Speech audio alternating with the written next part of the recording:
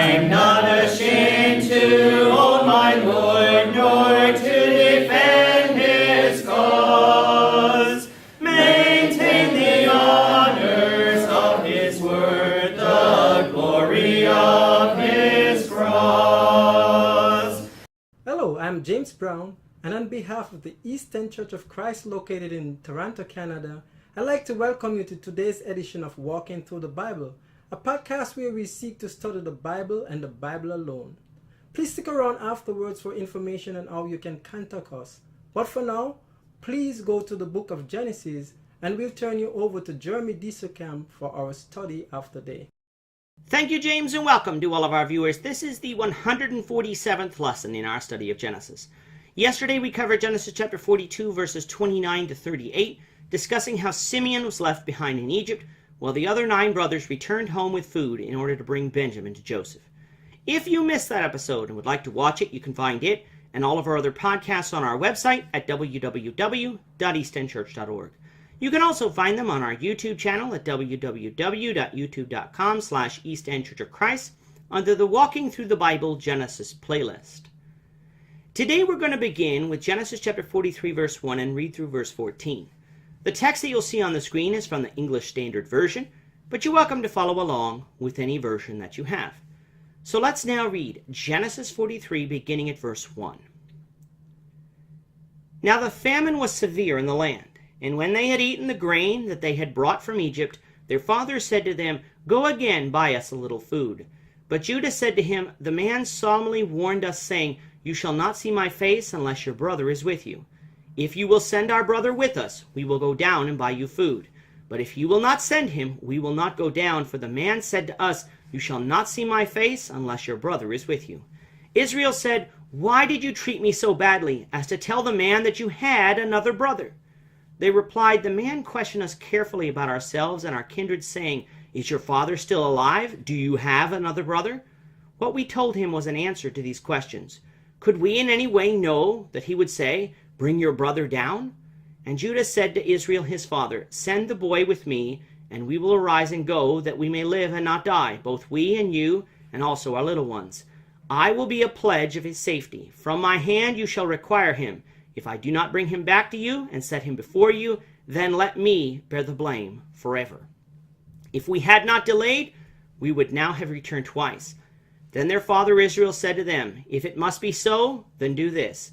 Take some of the choice fruits of the land in your bags, and carry a present down to the man, a little balm, and a little honey, gum, myrrh, pistachio nuts, and almonds. Take double the money with you. Carry back with you the money that was returned in the mouth of your sacks. Perhaps it was an oversight.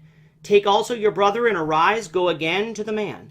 May God Almighty grant you mercy before the man, and may he send back your older brother and Benjamin. And as for me, if I am bereaved of my children, I am bereaved." The famine has continued to hit the land, and Jacob and his family have eaten all the food that they bought in Egypt. Jacob tells his sons to go back to Egypt and buy more food, to which Judah responds that they cannot go unless Benjamin goes with them. Jacob's response to that is one that we all might have, for he complained to them, saying, "Why did you tell this man that you had another brother? You didn't have to do that." Judah here tells Jacob that they did because the man asked them directly. We don't get this from chapter 42, but such would make sense. Otherwise, why did they divulge that their father had lived and that their other brother is with him? All they were being accused of was being spies, but you could easily see Joseph saying something like, "Well, how do I know you're telling the truth? Is your father still alive? And is this all of you, or is there someone else sent to spy out the land while you buy food?" Chapter 42 is given to us as a summary of the events, not as a word-for-word account, so there is no discrepancy. So Judah is telling Jacob that they could not lie, but they had no idea that the man would request that they bring their brother down to Egypt. The situation in Canaan is dire. They need food, yet Jacob was seemingly unwilling to send Benjamin down. So Judah did the only thing he could, request that Benjamin be put in his care, for if they didn't go, they would all die of starvation anyway, including Benjamin. Unlike Reuben, who said that if Benjamin didn't return, that Jacob could kill his 2 sons, Judah did no such thing. However, he did say that if Benjamin didn't return, that he would bear the blame forever. This shows that Judah was willing to be personally punished should he be unable to secure Benjamin. Seeing no other alternative, Jacob finally agreed. However, he wanted them to go and try to make peace with the man, for they might be accused of being thieves.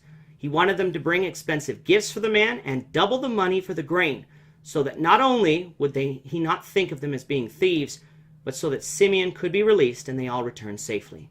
He asked that the all-powerful God grant them mercy before the man, and if they didn't all return alive, he would have to accept that, although I am sure he would have been sorrowful. With that, our time is up for today. Please join us, the Lord willing, tomorrow when we will continue our study of Genesis, beginning with Genesis 43:15. Thank you, Jeremy. And to our viewers, we also thank you for watching. Don't forget to subscribe to our YouTube channel by clicking on the subscribe button below. Should you have a question or comment, please leave them below or email them to answerintheword@gmail.com. We'll try to respond to you as quickly as we can.